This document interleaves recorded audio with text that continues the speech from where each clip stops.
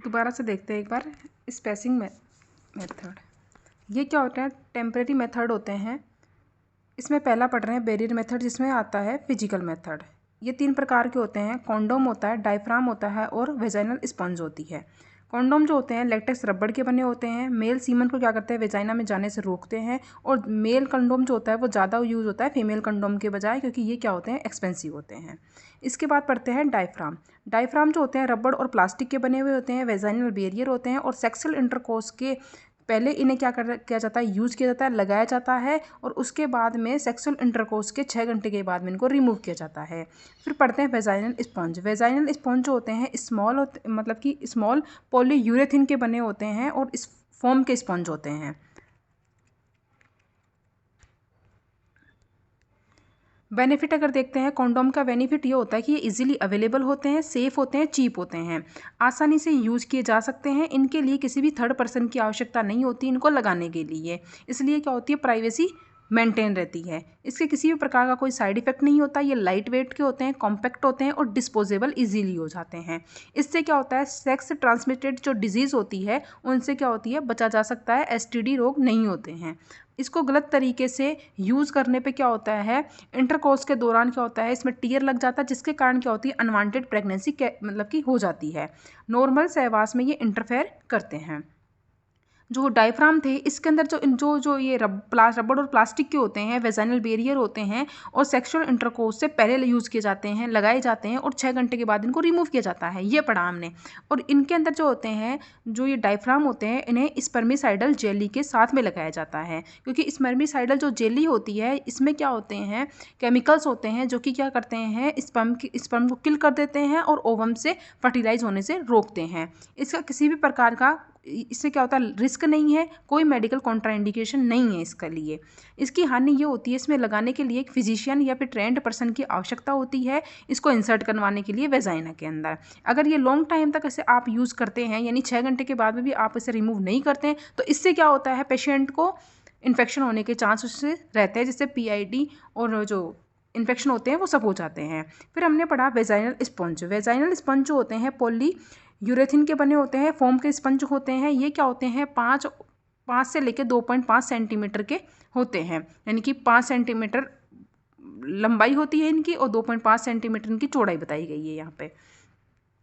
ये क्या होता है, इसमें भी क्या होती है, स्पर्मिसाइडल जेली होती है। इसके द्वारा क्या होते हैं, ये सैचुरेटेड रहते हैं। इनकी फेलियर रेट जो होती है हाई होती है, इसके कारण इनका यूज अब नहीं होता है। ज़्यादातर मेनली जो सक्सेस फिजिकल मेथड के अंदर जो कॉन्ट्रासेप्शन आता है वो आता है कॉन्डोम आता है। उसके बाद पढ़ते हैं केमिकल मेथड।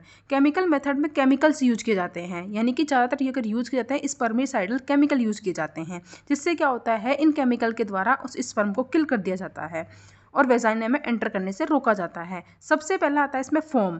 फोम जो होती है इसके अंदर क्या होती है, फोम की टैबलेट और फोम के एरोसोल जो होते हैं वो यूज किए जाते हैं। क्रीम्स होती है, जेली होती है और पेस्ट होते हैं। किसके, स्पर्मिसाइडल जेली हो सकती है, क्रीम्स हो सकती है, पेस्ट हो सकते हैं। या फिर स्पर्मिसाइडल की बनी हुई क्या होती है, सपोजिटरी लगाई जाती है, या क्या होती है, सोल्यूबल फिल्म होती है, सी फिल्म जो होती है इंसर्ट की जाती है अंदर। इन कॉन्ट्रासेप्शन की सतह पर क्या होता है, ये जो केमिकल वाले जो कॉन्ट्रासेप्शन है इनकी सरफेस पर स्पर्मिसाइड का यूज़ किया जाता है, जो कि क्या करता है, उनकी सतह को जो ये कॉन्ट्रासेप्शन है इनकी सतह को क्या करता है, एक्टिव करता है, जो कि स्पर्म को इनकी सतह पर अटैच करता है।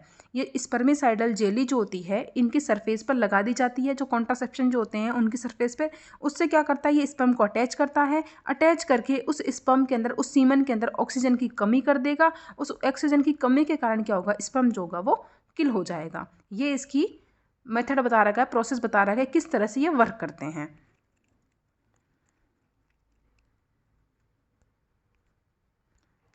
उसके बाद आती है इसकी हानियाँ। इसकी फेलियर रेट जो होती है वो ज़्यादा होती है।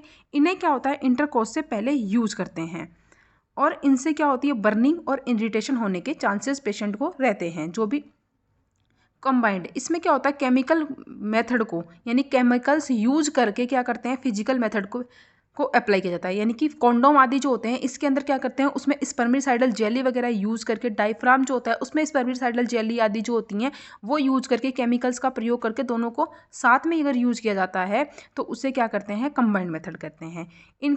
इनकी इससे क्या होता है, कंबाइंड मेथड से क्या होता है, ये जो फिजिकल और केमिकल दोनों अलग अलग होते हैं ना मेथड, जो कॉन्ट्रासेप्शन होते हैं, इनकी जो एफिकेसी जो होती है वो बढ़ जाती है। फिर आती है दूसरा आता है आईयूडी। आईयूडी 3 प्रकार की होती है। इंट्रा यूट्राइन डिवाइस, जो डिवाइस जो यूट्रस में फिट की जाती है, ठीक है, वो होती है। 3 प्रकार की होती है, फर्स्ट जनरेशन, सेकंड जनरेशन और थर्ड जनरेशन। सबसे पहले तो पढ़ते हैं कि first generation, second generation, third generation होती क्या है। उसके बाद पढ़ेंगे कि ये फर्स्ट जनरेशन कैसे तरह से वर्क करती है, उसकी मैकेनिज्म क्या है, सेकंड वाले की मैकेनिज्म क्या है और थर्ड वाले की मैकेनिज्म क्या है। तो सबसे पहले पढ़ते हैं फर्स्ट जनरेशन आईयूडी, यानी first generation intra uterine device. ये क्या होती है, निष्क्रिय इनर्ट होती हैं, नॉन मेडिकेटेड डिवाइस होती है। ये पॉलीथीन की बनी होती है। ये डिफरेंट टाइप और डिफरेंट शेप की और साइज की होती है। क्या, फर्स्ट जनरेशन इंट्रायूट्राइन डिवाइस जो होती हैं, लूप में भी हो सकती हैं, स्पाइरल भी हो सकती हैं, ठीक है, कोयल की फॉर्म में भी हो सकती है, रिंग की फॉर्म में भी हो सकती है, और बॉयज यानी कि धनुष के आकार की भी ये हो सकती है। इन सब में जो बेस्ट और कॉमनली यूज़ किया जाता है वो होता है लिपेस लूप होता है, जो कि क्या होता है, डबल एस शेप का होता है।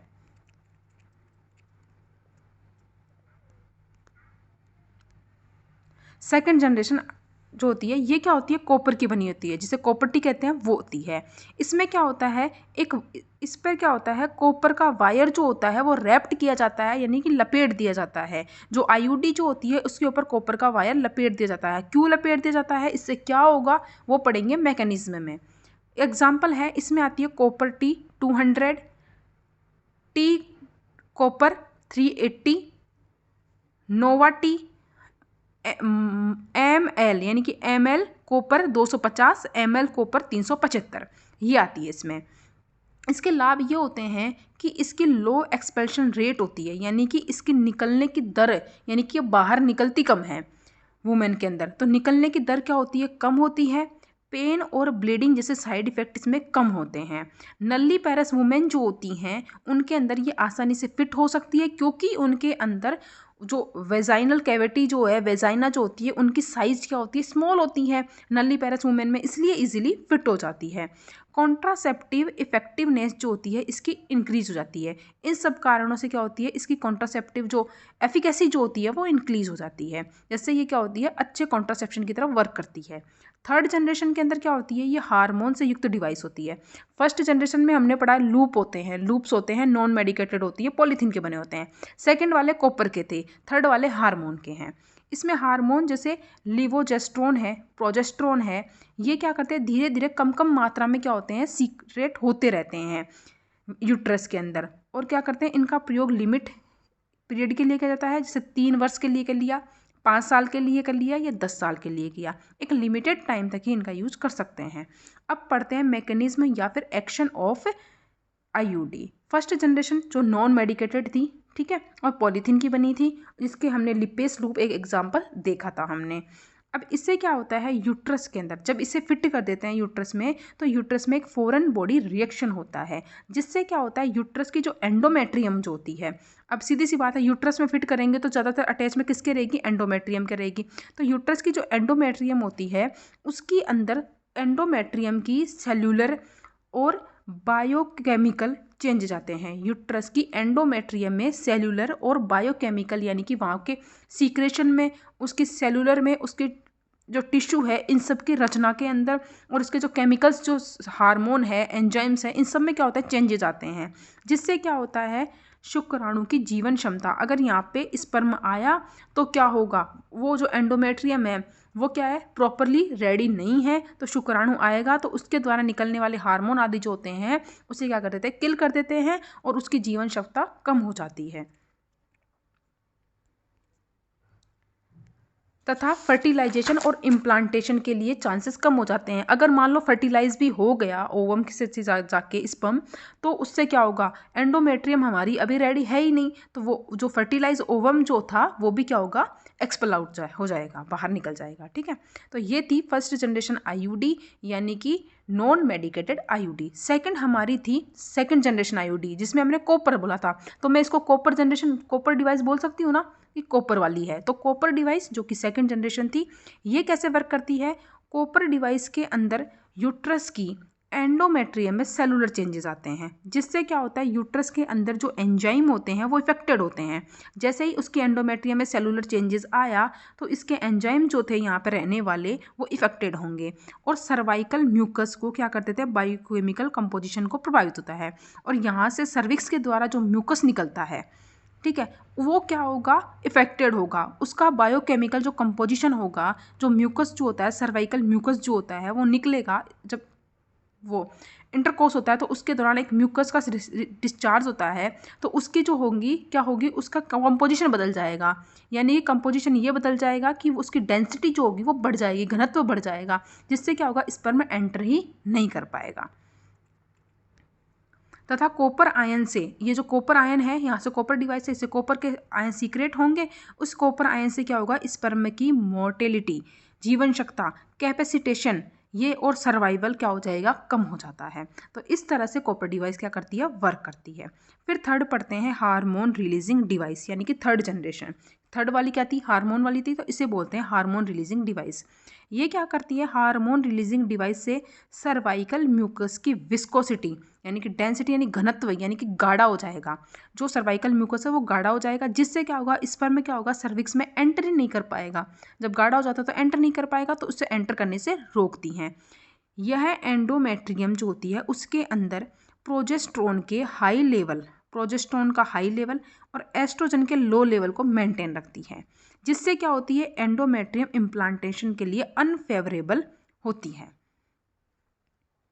तो इस तरह से ये मतलब हार्मोन पर इफेक्ट करेगी, तो इस तरह से ये करती है कार्य अपना। फिर उसके बाद है इसका लाभ क्या होता है, एडवांटेज। इसका लाभ ये होता है कि सिंपल, इसे यूज़ करना सिंपल है, किसी भी प्रकार की कोई हॉस्पिटलाइजेशन की रिक्वायर्ड नहीं है इसमें, ये हॉस्पिटल में एडमिट होना नहीं पड़ता इसके लिए। एक बार इंसर्ट के बाद में लॉन्ग टाइम तक ये अपनी ही जो है बनी रहती है।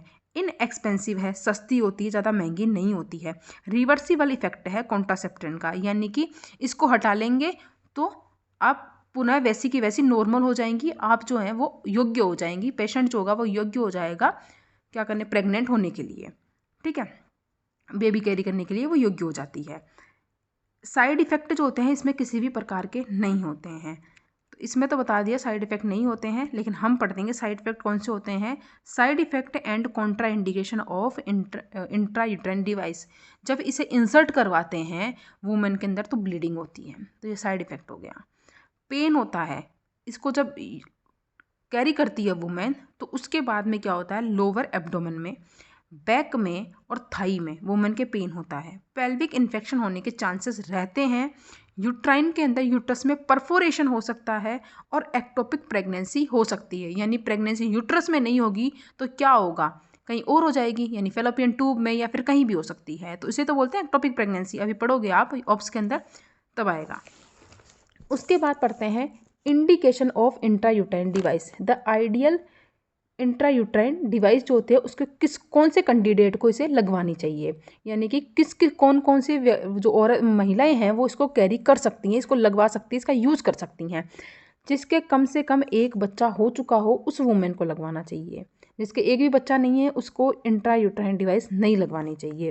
पेल्विक डिजीज़ की किसी भी प्रकार की कोई हिस्ट्री नहीं होनी चाहिए उस वुमेन के, उसके मेंस्ट्रुअल पीरियड नॉर्मल होने चाहिए और मोनोगेमस रिलेशनशिप में किसी एक व्यक्ति के साथ ही वो रिलेशनशिप में रहनी चाहिए। फिर आता है Contra indication of intrauterine device, किसको नहीं लगवाना चाहिए, ये कौन इसके अयोग्य है। सस्पेक्टेड प्रेगनेंसी, जिसके प्रेगनेंसी हो चुकी है, वो संदिग्ध है, यानी कि इसके है या नहीं, कंफ्यूज्ड है, संदिग्ध है, जब टेस्ट वगैरह करवाएगी तो क्लियर हो जाएगा। तो सस्पेक्टेड प्रेगनेंसी जिसके हैं, पेल्विक इन्फ्लामेटरी डिजीज़ है, पेल्विक रीजन में क्या है, इन्फ्लामेशन है, यूट्रस में इन्फ्लामेशन है, उसके नहीं लगवानी चाहिए। किसी भी प्रकार का कोई सर्वाइकल कैंसर है यूट्रस में या फिर पेल्विस में, किसी भी प्रकार का कोई ट्यूमर है, उस औरत को एक्टोपिक प्रेगनेंसी हो चुकी है, उसे एनीमिया है, उसे मोनोरेजिया है, ठीक है। प्लूरेंट सर्वाइकल डिस्चार्ज होता है उससे, इसका मतलब है कि किसी न किसी तरह की उसके अंदर एबनॉर्मलिटी है। Distortion of uterine cavity, uterine cavity में डिस्टोरेशन है किसी भी प्रकार का, जिससे बच्चा ना हो और उसे मल्टीपल मतलब कि किसी भी एक तरह का बच्चा नहीं है उसे, तो उसे कॉन्ट्राइंडिकेट है, एक भी बच्चा नहीं है तो उसे नहीं लगवाना है। मल्टीपल पार्टनर रखती है उससे नहीं लगवाना चाहिए। Due to risk of PID and infertility, जिसके एक भी बच्चा नहीं है, एक बताओ, अगर वो इंट्रायूटाइन डिवाइस लगा लेगी और किसी भी प्रकार का इसका साइड इफेक्ट हुआ और आगे वो परमानेंटली बच्चा कैरी नहीं कर पाई, तो बेबी नहीं हो पाया उसके, तो इसलिए क्या हो जाएगी, उसके इनफर्टिलिटी हो जाएगी। अगर मल्टीपल पार्टनर वो व्यक्ति और जो एक लेडीज़ है वो रखती है, तो उससे क्या होगा, अगर इंट्रायूटाइन डिवाइस वो लगवाएगी तो उससे क्या होगा, इन्फेक्शन होने के चांसेस बढ़ जाते हैं।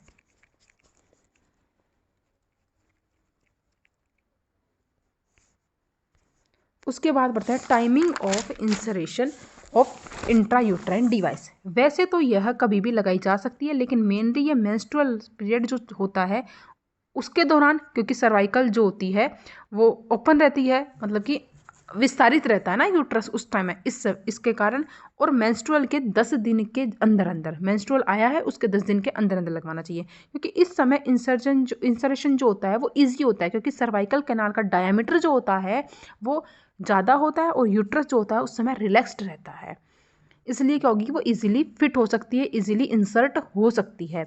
डिलीवरी के फर्स्ट वीक में, जैसे डिलीवरी हुई है उसके फर्स्ट वीक में लगवा लो, बट स्पेशल केयर की रिक्वायर्ड होती है अगर उस समय लगवाओगे तो, इसलिए डॉक्टर कहता है कि डिलीवरी के 6 से 8 वीक के बाद इसे लगवानी चाहिए। फिर आता है तीसरा मेथड, आता है कॉन्ट्रासेप्टिव मेथड, आता है हार्मोनल कॉन्ट्रासेप्टिव मेथड, यानी कि टैबलेट आदि लेते हैं जो हार्मोनल के द्वारा क्या करती है, प्रेगनेंसी को होने से रोकती है। इसमें पढ़ते हैं, इसका क्लासिफिकेशन देखते हैं। पहले तो क्लासिफिकेशन ही समझ में नहीं आता कईयों को, तो वो देखते हैं। हार्मोनल कॉन्ट्रासेप्टिव मेथड जो होते हैं 2 तरह के होते हैं, एक तो ओरली लेना है, एक डिपोट फॉर्मुलेशन में होता है। ओरली जो होती है, ओरली कॉन्ट्रासेप्टिव पिल्स जो ली जाती है, एक तो कंबाइंड होती है जिसके अंदर दोनों हार्मोन होंगे, एस्ट्रोजन और प्रोजेस्टेरोन। अगर पढ़ेंगे हम अभी, प्रोजेस्टेरोन ओनली पिल्स, उसमें ओनली प्रोजेस्टेरोन होता है। पोस्ट कोइटल कॉन्ट्रासेप्शन है एक तो, यानी कि प्रेगनेंसी हो चुकी है कोइटल के बाद में, उसके बाद उसे कौन सी क्या लेना है वो आएगी। 1 से मंथ पिल आती है, हर महीने की एक पिल्स लेनी होती है। और मेल पिल्स आती है, यानी कि मेल को कौन सी पिल्स देनी है कॉन्ट्रासेप्शन को मतलब कॉन्ट्रासेप्टिव मेथड की तरह प्रेगनेंसी को रोकने के लिए फीमेल के अंदर, ठीक है। फिर आता है दूसरा मेथड, आता है डिपोट फॉर्मुलेशन के द्वारा। इसके अंदर क्या होता है, स्किन के नीचे इंजेक्शन दिए जाते हैं हार्मोन के। तो इसमें पहला तो आता है इंजेक्टल कॉन्ट्रासेप्टिव में आता है कि प्रोजेस्टेरोन ओनली इंजेक्टेबल, यानी कि ओनली प्रोजेस्टेरोन ही आप क्या कर रहे हो, इंजेक्शन के रूप में लगा रहे हो, जिसमें आता है ये 2 प्रकार का होता है, DMPA और NETEN। इसके बारे में पढ़ लेंगे अभी। फिर आता है सबडर्मल, यानी कि कुछ ऐसे रबड़ के से बने होते हैं, डिवाइसेस होती हैं जिसके अंदर हार्मोन क्या होता है, धीरे धीरे रिलीज होता रहता है, और उन डिवाइसेस को क्या करते हैं हम, स्किन के नीचे एक कट लगाते हुए स्किन के नीचे क्या करते हैं, फिट कर देते हैं। एक होती है वेजाइनल रिंग। तो इस तरह से हार्मोनल कॉन्ट्रासेप्टिव मेथड जो होते हैं 2 तरह के हो गए, ओरल ही और एक डिपोट जो थी उसमें इंजेक्शन दिए जाएंगे, इंजेक्टेबल होगा तो ओनली प्रोजेस्टेरोन देंगे, तो फिर 2 प्रकार से देंगे, DMPA और NETEN के द्वारा। फिर दूसरा देंगे सबडर्मल, यानी कि इम्प्लांट करवा देंगे, और वेजाइनल रिंग देंगे। अगर ओरली देंगे तो कंबाइंड देंगे, प्रोजेस्टेरोन ओनली पिल्स देंगे, पोस्ट कोइटल पिल्स दे सकते हैं, 1 से मंथ पिल्स दे सकते हैं, और मेल्स पिल्स दे सकते हैं। तो इसमें सबसे पहले शुरू करते हैं, देखो यही क्लासिफिकेशन था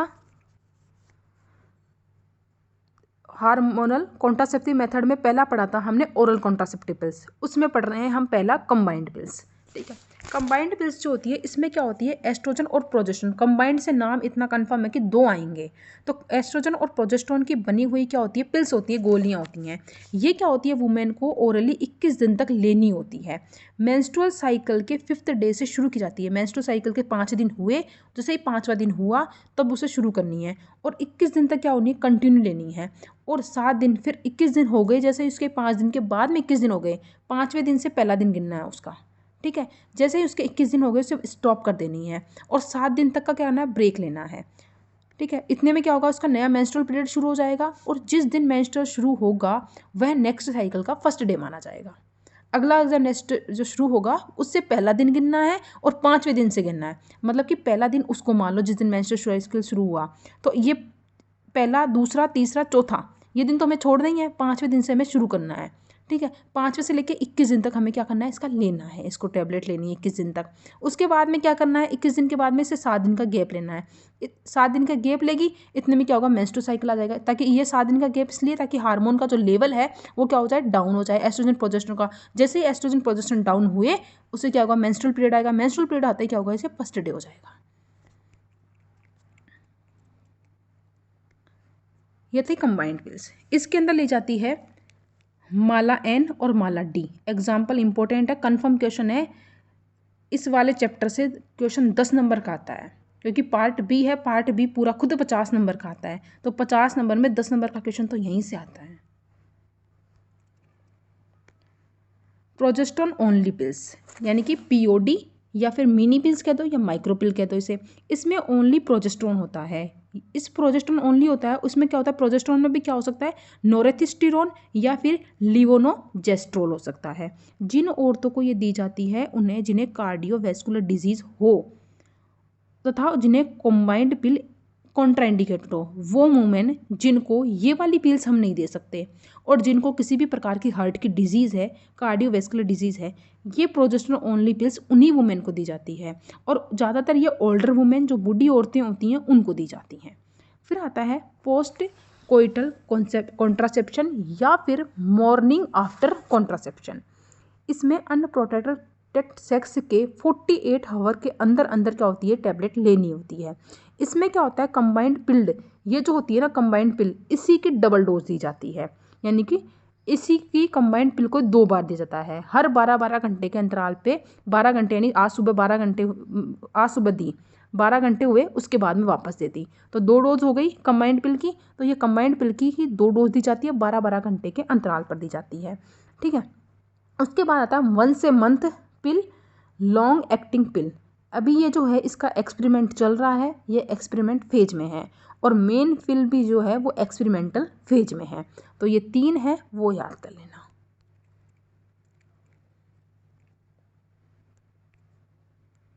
फिर आती है mode of action of oral pill, कि अब ये ओरल पिल आप ले रहे हो तो ये किस तरह से वर्क करती है, इसकी मैकेनिज्म देखते हैं। ओरल पिल जो होती है ये क्या करती है, ओवरी से ओवम को रिलीज होने से रोकती है। ओवरी जो होगी उससे ओवम को रिलीज होने से रोकती है। एक तो ये पिट्यूटरी ग्लैंड जो होती है उससे गोनाडोट्रोफिन के सीक्रेशन को ब्लॉक कर देती है, जिससे क्या होगा, आगे जो होगी, जो LH है, FSH है, इनके लिए जो चैनल्स जाते हैं सीक्रेशन के लिए कि इनका सीक्रेशन कराओ, तो ये जो सीक्रेशन को ब्लॉक कर देगी, गोनाडोट्रोफिन के द्वारा होने वाले सीक्रेशन को ब्लॉक कर देगी। तो इनके लिए क्या आएगा, सिग्नल नहीं जाएगा LH और FSH के लिए, तो इससे ओव्यूलेशन नहीं होगा, और इससे क्या होगी, जो परिपक्व ग्राफियन फॉलिकल नहीं बनेगा, तो जिससे क्या होगा, ओव्यूलेशन भी नहीं होगा और आगे का साइकिल भी नहीं बढ़ पाएगा। तो इससे FSH व LH के इनहिबिशन को कार्य करती है ये। प्रोजेस्टेरोन ओनली पिल्स जो होती है सर्वाइकल म्यूकस को क्या करती थी, थिक कर देती है और स्कंटी बना देती है, जिससे क्या होती है, स्पर्म जो होता है अंदर गति नहीं कर पाता और स्पर्म को जाने से ये रोकती है। एडवांटेज क्या होते हैं, 100% इफेक्टिव होती है किसके अंदर, प्रेगनेंसी को रोकने में। यह 6 रोगों से बचाती है। किस किस के, एक तो वुमेन के अंदर बिनाइन ब्रेस्ट का ट्यूमर होता है तो उन रोगों को होने से नहीं रोकती है। ओवेरियन सिस्ट होने से रोकती है, आयरन डेफिशिएंसी एनीमिया में, PID में, एक्टोपिक प्रेगनेंसी में और ओवेरियन कैंसर होने से ये रोकती है। इसकी कॉस्ट इफेक्टिव होती है और इजी टू टेक, लेना भी इजी है। किसी भी प्रकार के मेडिकल सुपरविजन की आवश्यकता नहीं होती है, किसी भी प्रकार की मेडिकल मतलब एडवाइस की आवश्यकता इसमें नहीं होती है। डिसएडवांटेज इसका ये होता है, इंक्रीज द रिस्क ऑफ, इसको लेने से क्या होता है, अगर ज़्यादा मात्रा में व्यक्ति कोई लेता है, अधिक मात्रा में कोई वुमेन ले रही है, तो उससे मायोकार्डियल इन्फेक्शन होने के चांसेस बढ़ जाते हैं, सेरेब्रल थ्रोम्बोसिस होने के चांसेस बढ़ जाते हैं, वीनस थ्रोम्बोसिस, सर्वाइकल कैंसर होने के चांसेस बढ़ जाते हैं। ब्लड प्रेशर जो होता है, इससे क्या होता है, BP जो होती है इन टैबलेट से एलिवेटेड रहता है और लिपिड प्रोफाइल जो होती है वो बढ़ जाती है, शरीर में लिपिड बढ़ जाता है, लिपिड का प्रोफाइल बढ़ जाता है।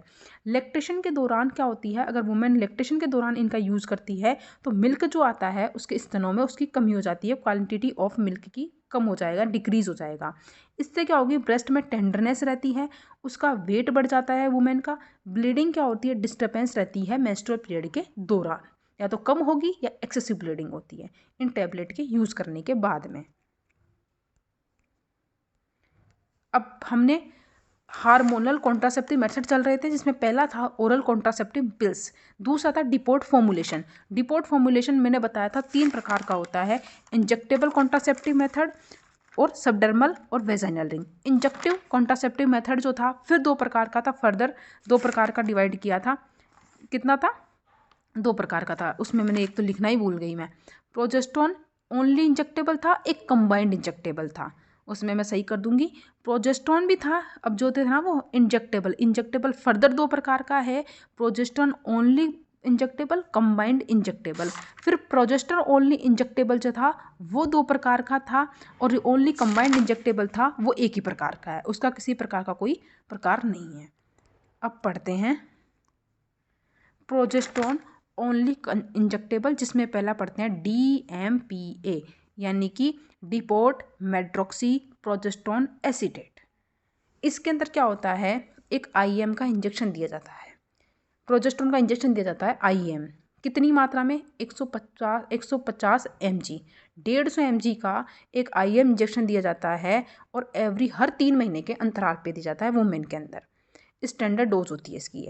एडवांटेज क्या होता है, 3 महीने तक तो क्या होता है, एकदम फ्री हो गई वो, कि किसी भी प्रकार का 99% क्या होता है, उसे प्रोटेक्शन मिल जाता है प्रेगनेंसी से।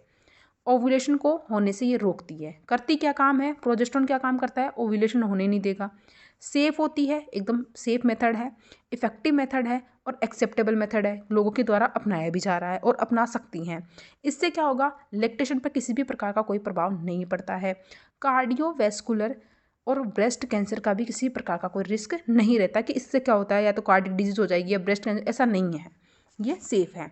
इसका डिसएडवांटेज इतना है कि इसको लेने से क्या होता है, वेट गेन हो जाएगा वुमेन का, और मेंस्ट्रुअल ब्लीडिंग जो होगी वो इरेगुलर होगी, और अगर लॉन्ग टाइम तक, ये हर 3 महीने तक लॉन्ग टाइम तक यूज़ कर रही है अगर वुमेन, तो उसे इनफर्टिलिटी होने के चांसेस बढ़ जाते हैं। फिर आता है NETEN, यानी कि नॉरेथिस्टिरोन एनेटेट, नॉरेथिस्टिरोन एनेटेट, ठीक है, NETEN। ये 2 महीने के, ये 3 महीने के अंतराल से लिया जा रहा था, ये 2 महीने के अंतराल से लिया जाएगा। ये भी IM था, ये भी IM है, लेकिन ये 200 mg की मात्रा में दिया जाएगा, ये 150 mg की मात्रा में दिया जाएगा। इसमें क्या होती है, नॉरेथिस्टिरोन होता है, इसमें प्रोजेस्टेरोन होता है। यह इंजेक्शन जो होता है मेंस्ट्रुअल साइकिल के, अब जो मेंस्ट्रुअल साइकिल है इसके पहले 5 दिन से दिया जाना चाहता है। शुरुआत के जिस दिन मेंस्ट्रुअल साइकिल आया, first day, second day, third day, fourth day, 5 day, उन दिनों के अंदर दिया जाता है। फर्स्ट 5 डे में दिया जाता है, यानी कि शुरुआत के जो 5 दिन है उनके अंदर ये लगेगा। यह ओव्यूलेशन जो होगा उसको होने से रोकेगा, और सर्वाइकल म्यूकस को क्या कर देगा, थिक कर देगा, जिस पर स्पर्म जो होगी वो क्या होगा, मोबिल नहीं होगा, अंदर गति नहीं कर पाएगा, उससे क्या होगा, फर्टिलाइजेशन नहीं हो पाएगा। तीसरा होता है इसके लाभ। अब इसके लाभ यही है कि सेम DMPA की तरह ही होंगे, डिपोर्ट वाला जो था उसकी तरह ही होंगे, कि व्यक्ति जो होंगे 99% तक क्या होगा, सब प्रोटेक्शन मिलेगा, ओव्यूलेशन नहीं होगा, सेफ है, इफेक्टिव है, एक्सेप्टेबल है, लैक्टेशन पर किसी प्रकार का कोई प्रभाव नहीं पड़ेगा, कार्डियोवैस्कुलर डिजीज नहीं होगी, ब्रेस्ट कैंसर नहीं होगा, और हानियाँ भी जो होंगी, वेट गेन हो जाएगा, ब्लीडिंग इरेगुलर रहेगी उसके, या तो ज़्यादा होगी या कम होगी, और लॉन्ग टाइम तक अगर यूज करेगी तो उसे इनफर्टिलिटी हो जाएगी। ये था अपना NETEN। दूसरा पढ़ते हैं हम, इसके अंदर प्रोजेस्टेरोन ओनली इंजेक्टेबल था, अब इसमें हम कंबाइंडली इंजेक्टेबल करवाते हैं। इसमें हम प्रोजेस्टेरोन और एस्ट्रोजन जो थे दोनों कंबाइंडली क्या करते हैं, इंजेक्शन के रूप में या साइक्लोफॉर्म के रूप में क्या कराते हैं, लगाते हैं। ये 1 महीने के अंतराल से दी जाते हैं, हर महीने के अंतराल से क्या होता है, ये इंजेक्शन लगाया जाता है। ये क्या करता है, ओव्यूलेशन होने से रोकता है और सर्वाइकल म्यूकस को थिक कर देता है। इसके साइड इफेक्ट या फिर डिसएडवांटेज वही हैं जो प्रोजेस्टेरोन ओनली इंजेक्टेबल के थे, यानी कि ब्लीडिंग जो होंगी वो इरेगुलर होगी, और वेट गेन हो जाएगा, लॉन्ग टाइम तक इनफर्टिलिटी हो जाएगी। उसके बाद हमने दूसरा पढ़ते हैं सबडर्मल इम्प्लांट, यानी कि नोरोप्लांट। इसमें क्या होता है, 6 सिलिकॉन के रबड़ के कैप्सूल होते हैं, सिलिकॉन के बने हुए रबड़ के कैप्सूल होते हैं। इन कैप्सूल्स में क्या होता है, 35 mg लिवोनोजेस्ट्रोल होता है। लिवोनोजेस्ट्रोल एक हार्मोन होता है, वो 35 mg की मात्रा में किस में होता है, इन 6 सिलिकॉन के रबड़ में होता है। ये जो कैप्सूल जो होते हैं ना, ये रबड़ के बने हुए कैप्सूल होते हैं, ये क्या होते हैं, या तो फोर आर्म पर या आर्म पर या स्किन के नीचे क्या करते हैं, इम्प्लांट कर दिए जाते हैं, फिट कर दिए जाते हैं। एडवांटेज क्या है इसका, इसका एडवांटेज ये है कि रिवर्सिबल है, यानी कि इसको हटा भी सकते हैं, और आफ्टर रिमूवल ऑफ कॉन्ट्रासेप्टिव इस कैप्सूल को। डिसएडवांटेज इसका यह है, इसमें सर्जिकल प्रोसीजर की आवश्यकता होती है। किसके लिए? नेसेसरी इंसर्ट और रिमूवल के लिए। अगर इंसर्ट करेंगे तो एक कट लगेगा, उसके थ्रू क्या करेंगे, इसको इंसर्ट करेंगे, इसको हटाएंगे तो इसको क्या करेगा, कट लगेगा, इसको रिमूव करने के लिए भी कट लगेगा, तो इसलिए सर्जिकल प्रोसीजर की आवश्यकता होती है। इसमें किसी भी प्रकार की मेंस्ट्रुअल इरेगुलरिटीज़ नहीं रहती है, रहती है। डिसएडवांटेज तो यही है कि रहेगी मेंस्ट्रुअल इरेगुलरिटी। फिर तीसरा मेथड पढ़ रहे हैं डिपोर्ट फॉर्मुलेशन का। तीसरा मेथड आता है वेजाइनल रिंग। इसमें क्या होता है, लीवोनोजेस्ट्रोल होता है, ये हार्मोन होता है। ये हार्मोन क्या करता है धीरे धीरे वेजाइना म्यूकोसा के द्वारा अवशोषित होता रहता है। वेजाइनल रिंग वेजाइना में फिट कर दी जाती है। यह रिंग जो होती है वेजाइना में 3 वीक तक पहनी जाती है। 3 वीक यानी कि 1 महीने तक, मान लो 1 महीने तक क्या होगी, इस रिंग को फिट कर दिया जाता है वेजाइना के अंदर, और इस वेजाइना के द्वारा क्या होता है, वेजाइना की जो म्यूकोसा है उसके द्वारा धीरे धीरे ये लीवोनोजेस्ट्रोल जो हार्मोन होता है वो क्या होता है, धीरे धीरे एब्जॉर्ब होता है, और इससे क्या होता है 4th वीक में रिमूव कर दिया जाता है। वही इसका भी सेम यही होगा कि सर्वाइकल म्यूकोस को थिक करता है और ओव्यूलेशन को होने से रोकता है। फिर आता है पोस्ट कॉन्सेप्शनल मेथड। अगर प्रेगनेंसी हो चुकी है उसके बाद में क्या कहता है, उसका एक इलाज है मेडिकली टर्मिनेशन ऑफ प्रेगनेंसी, यानी अबॉर्ट करवाना, यानी कि अबॉर्शन। इसको हम पढ़ेंगे MTP एक्ट 1971 के तहत पढ़ते हैं। MTP एक्ट 1971 के तहत आती है पोस्ट कॉन्सेप्शनल मेथड जो आएगा वो।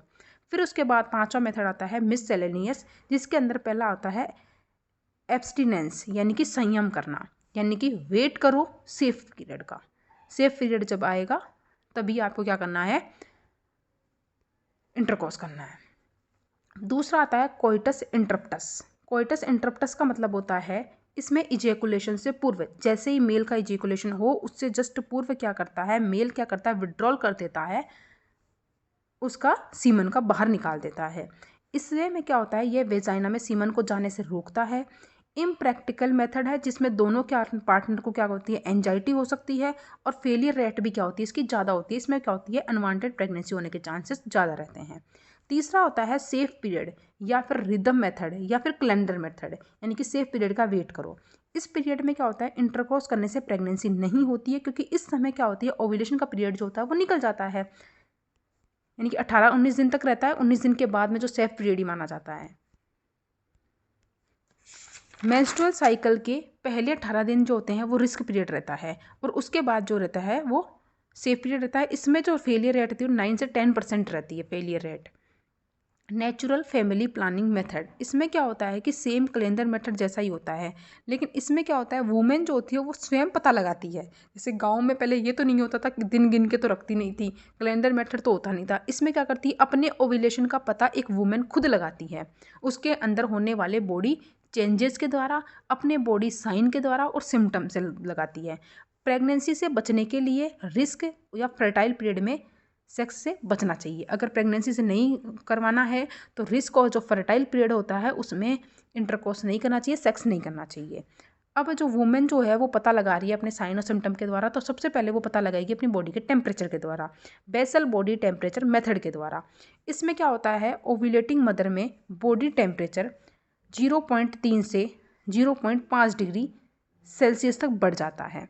यानी एक वुमेन जो होती है, जैसे जिस दिन उसका ओव्यूलेशन होगा, जैसे 14 डेज़ है, किसी का 12 डेज़ होता है, तो उस दिन क्या होता है, इसके अंदर वो वुमेन के अंदर बॉडी का टेम्परेचर कितना बढ़ जाता है, 0.3 से 0.5 डिग्री सेल्सियस बढ़ जाता है।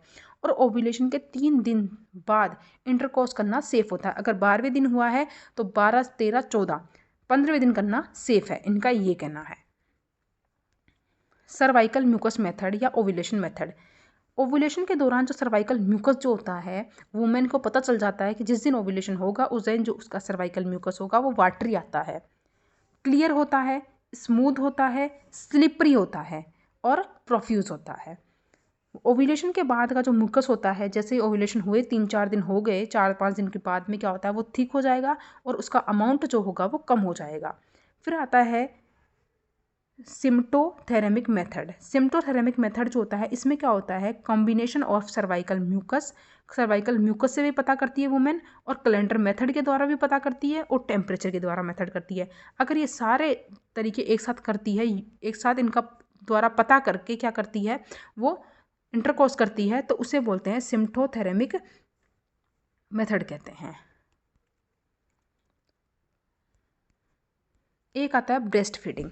लैक्टेशन के दौरान क्या रहता है, एमिनोरेज रहता है, मतलब मेंस्ट्रुअल साइकिल नहीं आता वुमेन का, और इंटरक्रॉस करने के लिए क्या होता है, प्रोटेक्शन प्रोवाइड करवाता है। क्योंकि क्या होता है, प्रोलैक्टिन हार्मोन क्या होता है, बढ़ा हुआ रहता है, जिसके कारण एलएच और एफएसएच हार्मोन और जो प्रोजेस्टेरोन एस्ट्रोजन हार्मोन है वो कम रहते हैं। इसके अंदर प्रोलैक्टिन हार्मोन जो होता है वो बढ़ा हुआ रहता है।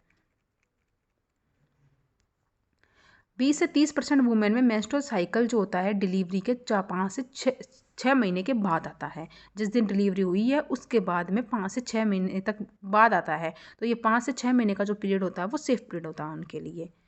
फिर आता है birth control vaccine. Birth control की वैक्सीन लगवाई जाती है जिससे क्या हो, अनवांटेड प्रेगनेंसी नहीं हो। तो ये अभी रिसर्च चल रहा है इसके ऊपर। ये थे सारे टेम्परेरी मेथड, स्पेसिंग मेथड थे ये। अब पढ़ रहे हैं हम टर्मिनल मेथड यानी स्टेरिलाइजेशन। कॉन्ट्रासेप्शन का ही क्या होता है, स्टेरिलाइजेशन जो होता है, टर्मिनल मेथड जो होते हैं वो परमानेंट मेथड होते हैं। इसमें सबसे पहले पढ़ते हैं मेल स्टेरिलाइजेशन यानी कि वैसेक्टोमी। इसमें क्या होता है, वासा डिफरेंशिया जो होती है उसके बीच में से क्या होता है, उसका एक पीस क्या कर देते हैं, क्लैंप करके क्या करते थे, उसे काट दिया जाता है, उसे हटा दिया जाता है, तो उसे रिमूव कर दिया जाता है।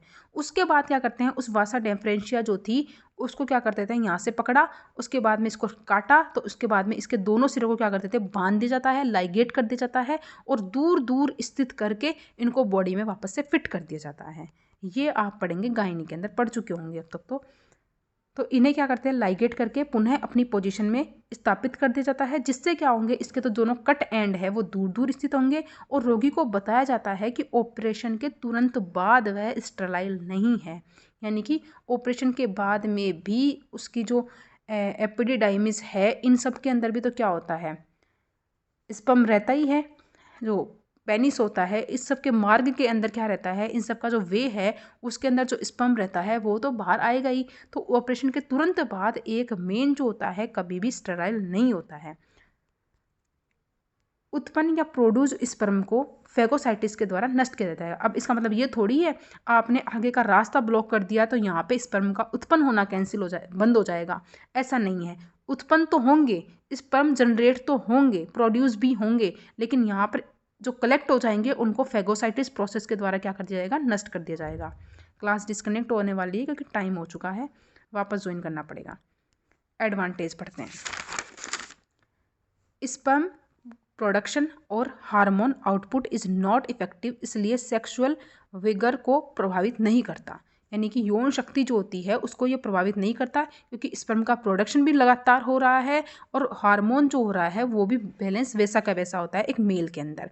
ट्यूबेक्टोमी के बाद में सिंपल, ईजी और लेस एक्सपेंसिव ऑपरेशन होता है। ट्यूबेक्टोमी के बजाय जो होता है, फीमेल वाला जो ट्यूबेक्टोमी का वो जो ऑपरेशन होता है उसके बजाय जो मेल वाला जो वैसेक्टोमी का ऑपरेशन जो होता है वो इजी होता है, लेस एक्सपेंसिव होता है, यानी कि ज़्यादा खर्चा इसमें नहीं आता है। डिसएडवांटेज ये होता है कि मेल के अंदर क्या होता है, पेन होता है, स्क्रोटल हीमोटोमा बन जाता है, स्क्रोटम के अंदर, क्योंकि स्पर्म जो हो रहा है वहाँ पे क्या हो रहे हैं, प्रोड्यूस हो रहे हैं लगातार। लोकली वहाँ पे इन्फेक्शन हो सकता है उस स्पर्म के कारण, और पेन हो सकती है, स्वेलिंग हो सकती है due to accumulation of sperm. Auto immunity develop against sperm in 2%। 2% लोगों के अंदर क्या होती है, जो स्पर्म जो एक्यूमुलेट हो रहा है इन्हीं को क्या करता है, वो उनका जो इम्यून सिस्टम हो वो क्या करने लग जाता है, फॉरेन बॉडी की तरफ वर्क करने लग जाता है, और ऑटो इम्यूनिटी क्या होती है उस स्पर्म के लिए क्या होती है, डेवलप हो जाती है। किन के अंदर, 2% वुमेन के अंदर ही होती है, ज़्यादातर नहीं होती है, मैक्सिमम में नहीं होती है। और क्या होता है, व्यक्ति जो होता है वो साइकोलॉजिकली क्या होती है, डिमिनिश्ड हो जाता है, यानी कि मनोवैज्ञानिक कमी हो जाती है उसके अंदर। उसको ये लगता है कि मैं स्टाइल हो चुका हूँ, मेरे अंदर सेक्सुअल विगर की कमी है, और मैं जो हूँ वो इम्पोर्टेंस हूँ, मैं अब मेरे अंदर स्पर्म जनरेट नहीं हो रहे हैं, स्पर्म का मतलब कि इजेकुलेशन नहीं होगा मेरे अंदर, तो इसलिए वो साइकोलॉजिकल क्या होता है, डिमिनिशन हो जाता है, और सेक्सुअल विगर और इम्पोर्टेंस और हेडेक और फटीक, ये सब लक्षण जो होते हैं उसके अंदर देखने को मिलते हैं। हेडेक होगा, फटीक होगी, और उसे लगता है कि मैं इम्पोर्टेंस हूँ, सेक्सुअल विगर जो है उसकी कम हो गई है, उसको ऐसा फील होता है, तो साइकोलॉजी बन जाती है उसके अंदर।